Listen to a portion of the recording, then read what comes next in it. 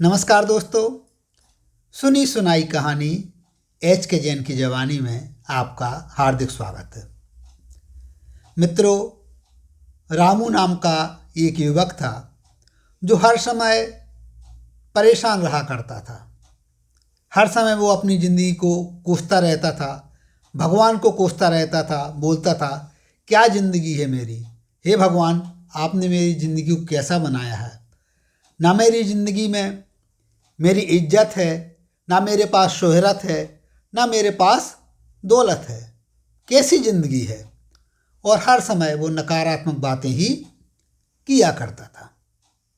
एक बार की बात, वह सो रहा था, उसे एक सपना आता है कि महात्मा जी उसके पास आए हैं और महात्मा जी एक चमकता हुआ पत्थर उसे देते हैं।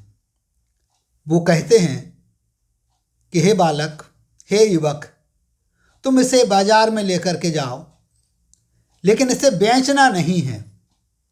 अलग अलग जगह पर इसकी कीमत मालूम करके आओ। सपने में रामू जाता है। सबसे पहले वो सब्जी वाले के पास जाता है। सब्जी वाले से कहता है कि देखो, मेरे पास ये चमकता हुआ पत्थर है, क्या तुम इसे लेना चाहोगे।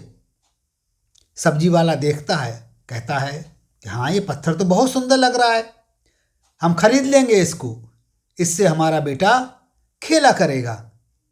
क्या कीमत। उसने कहा कि हम केवल तुम्हारे लिए इसमें 2 किलो जो मटर है, 2 किलो मटर तुम्हारे लिए दे सकते हैं।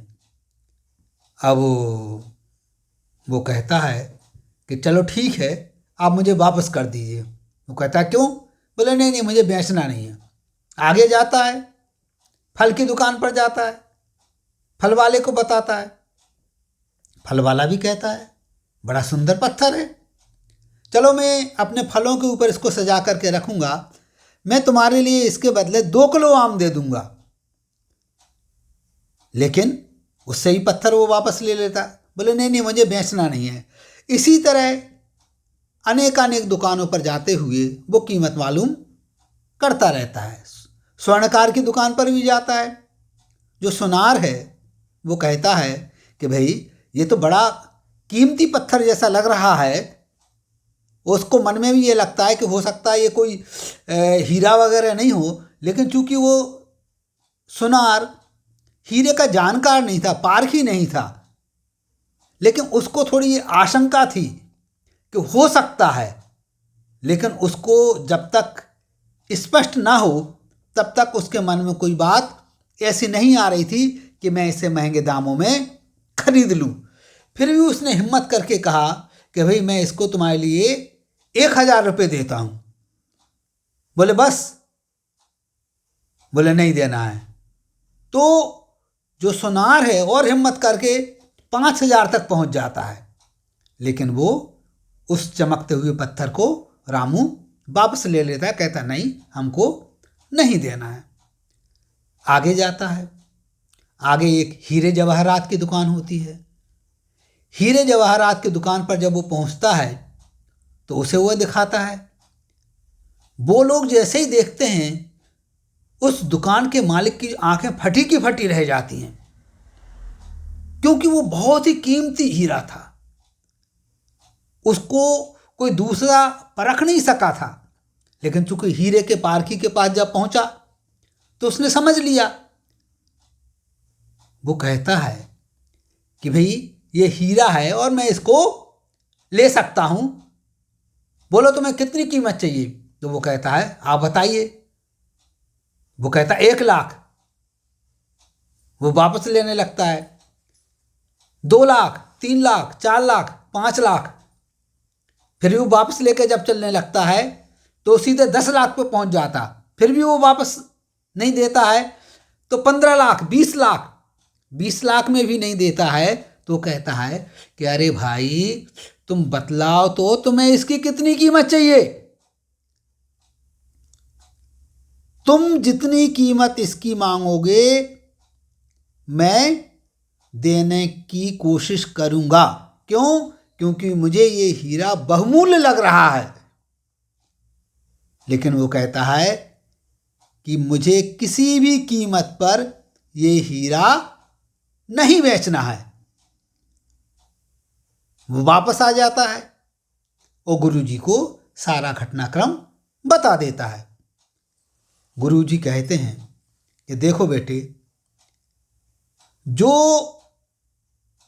हीरा तुम्हारे पास रहा है उसकी परख सब्जी वाले ने नहीं की, फल वाले ने की, दूसरे दुकानदारों ने नहीं की, यहां तक कि सुनार ने भी नहीं की।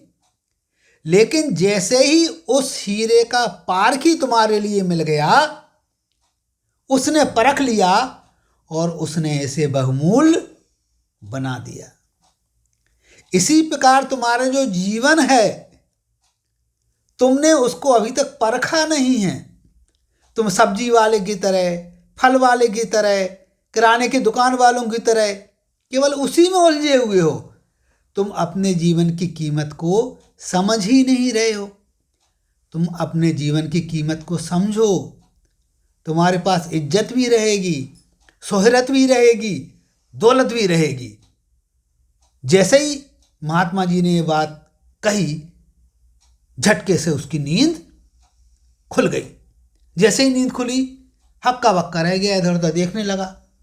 वो समझ गया कि अरे मैं तो सपने में था। लेकिन सपने की बात का उसके ऊपर इतना प्रभाव पड़ा कि बात तो भाई सपने में भी महात्मा जी ने जो कही है, बिल्कुल सही बात कही है। रामू की सोच बदल गई। नकारात्मकता उसने पूरी तरह से हटा दी। पूरी तरह से अपनी सोच को सकारात्मक बना लिया और सकारात्मक सोच का यह परिणाम निकला कि उसने दिन दूनी रात चौगुनी प्रगति की। वो एक बहुत बड़ा व्यापारी बन गया और दूसरों को भी बताने लगा कि भाइयों, अपनी जो सोच है, सोच को अच्छा रखो, कभी भी नकारात्मक मत बनो। यदि सकारात्मक बनोगे, अच्छी सोच रखोगे, तो निश्चित ही तुम भी हमारी तरह आगे बढ़ सकते हो। तो मित्रों, रामू की जो यह कहानी है, हमें अपने दिमाग में रखना चाहिए। यदि आगे बढ़ना है तो हमें अपने जीवन को धिक्कारना नहीं है। ये नहीं कहना है कि ना शोहरत है, ना इज्जत है, ना दौलत है।